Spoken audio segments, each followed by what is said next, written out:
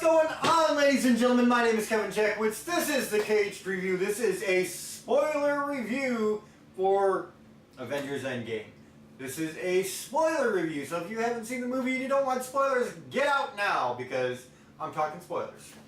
So, ladies and gentlemen, right off the bat, you start off this movie with Clint. He's with his family, and instantly, you know, after just a few seconds of him teaching his daughter some bow and arrow, they turn to dust.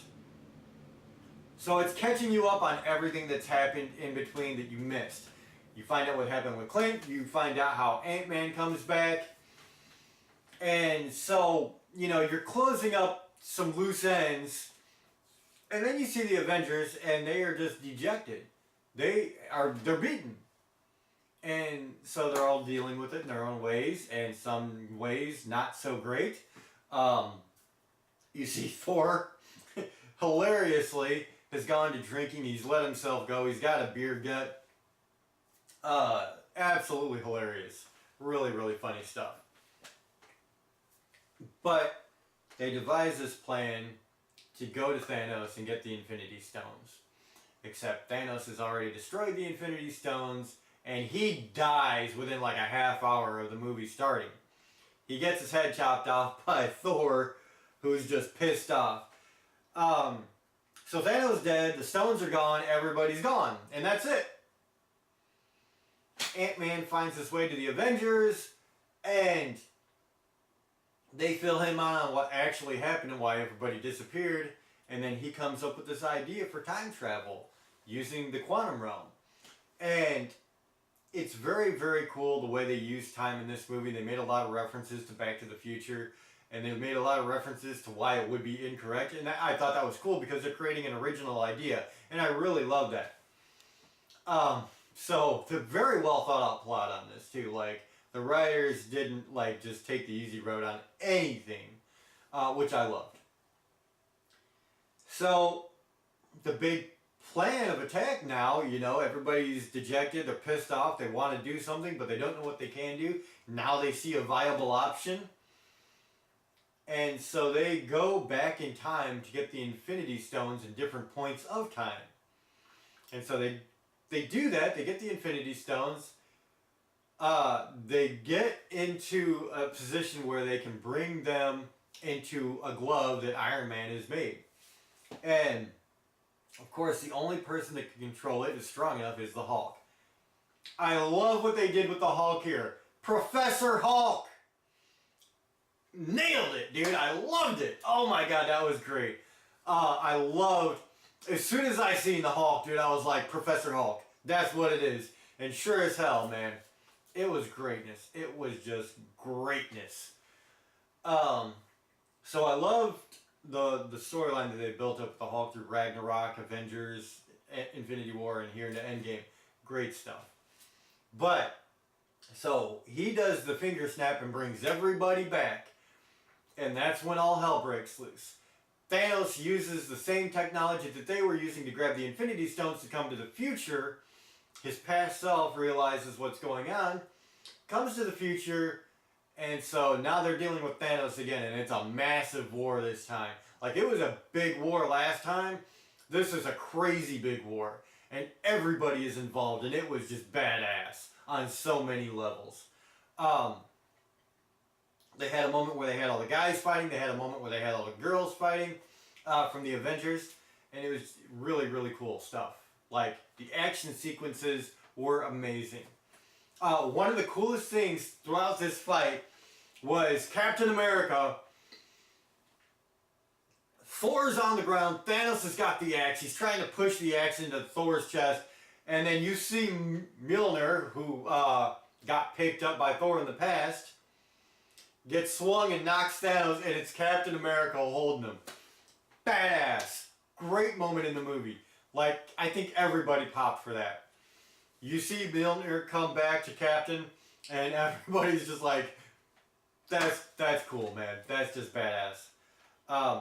So many cool moments here.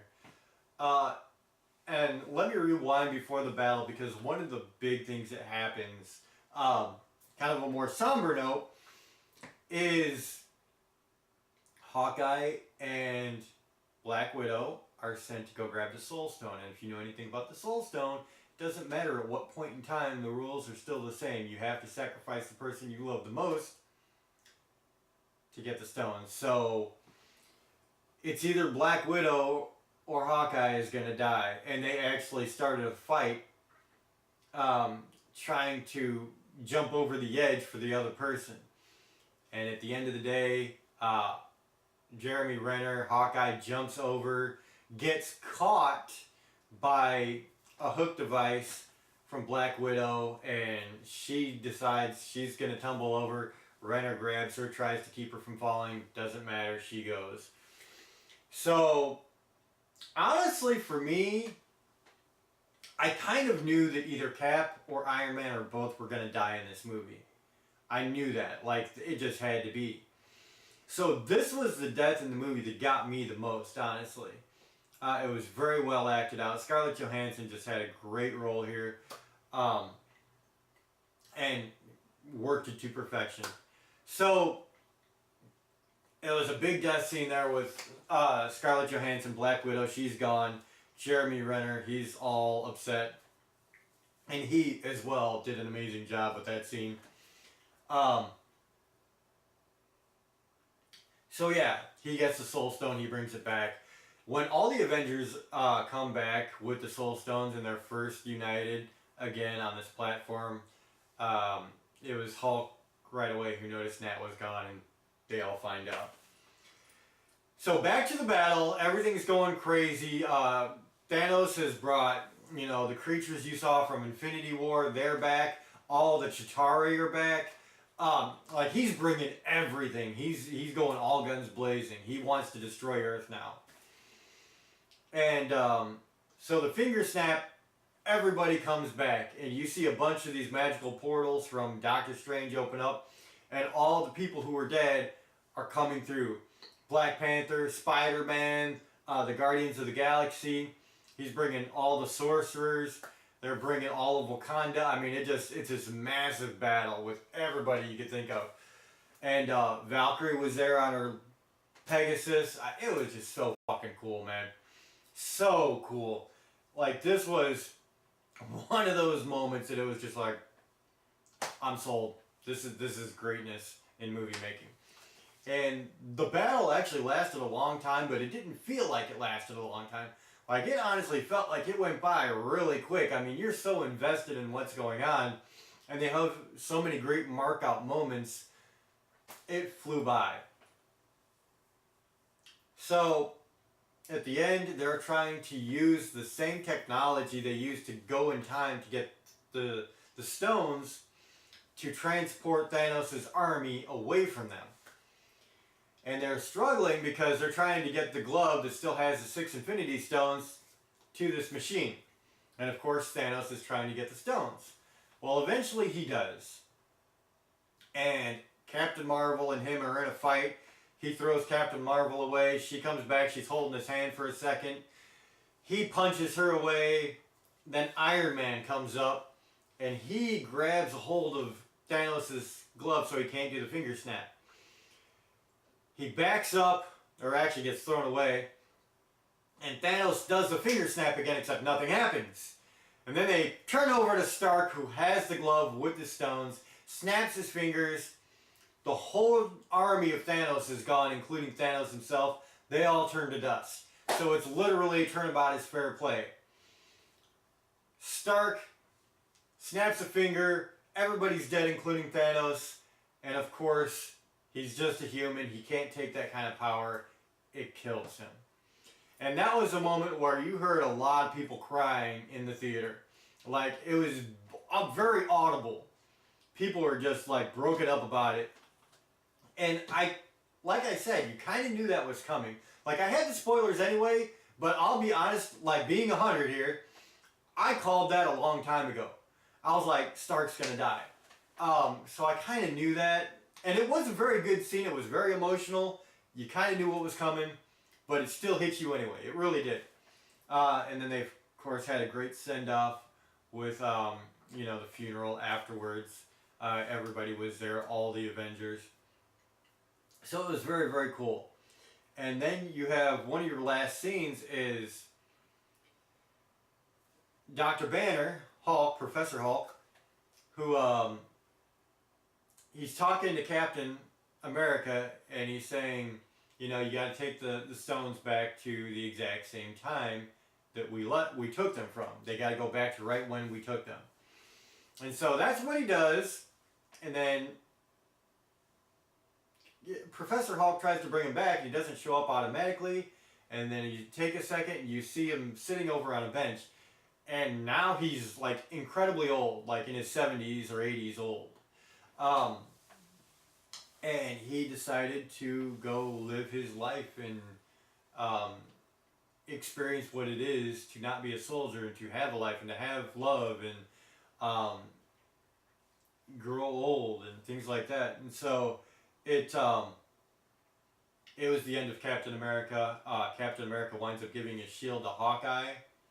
So Hawkeye is going to be the replacement Captain America, I guess. And yeah, so they eliminated 3 Avengers. 3 of the original Avengers. You have Black Widow's gone, Iron Man's gone, Captain America's gone. Thor, it looks like from what they were doing with the movie is going to be with the Guardians of the Galaxy now. I didn't see Gamora. Her past self came to the future, but I guess she died with the finger snap because she wasn't there with everybody else. So either way, Gamora's gone. So you have the rest of the Guardians of the Galaxy back. You got Drax, Mantis, Groot's back, of course, Quill, and so it looks like they're doing something with Thor now. They're heading out, and maybe he'll be in the next Guardians movie. Either way, it was a damn good ending. They actually ended on the Steve Rogers note. They ended with him being the old man, and then they did a flashback scene to where he was dancing with his girlfriend. And that's when they cut the credits. So it was a nice way to end it. Really intense at points, like emotionally and just spectacle. It was amazing. It was an amazing movie to watch. Like, there were times where it kind of got me choked up a little bit. I'm not going to lie. I had to fight it back. But, you know, there were people that were saying they were bawling like a baby during this movie, and I can see that, you know, it gets you. And then there are other times where you're just like, wow, dude. And of course, you know, the Russo brothers have perfected the art of mixing in a lot of comedy, and a lot of the comedy, of course, lands, which is very, very cool. It's nice to have those moments in a movie like this, because it can be pretty heavy. Like, there are moments where it's like, wow, dude, this is getting intense. So having those moments of levity do help. I've already given it a 10 out of 10 in my non-spoiler review, and that remains the same. And like I said, for different reasons. You know, the first Infinity War movie, it was a lot of spectacle and really great fight scenes. This was a slower pace, more methodical, but it made you care about the characters before the inevitable happens. You know, it gave you so much meat to this. And one thing that I didn't talk about is during the time in between, like everybody right after Infinity War and then finally making this plan to go get the stones, Tony Stark has a daughter with Pepper. And so he's got his family, he had his second chance, and he was very reluctant at first to even go get the stones. But then he was like, you know what, if I can bring everybody back, I need to do that. And so he sacrifices himself and, you know, his time with his family to save the rest of the world. So that was pretty cool.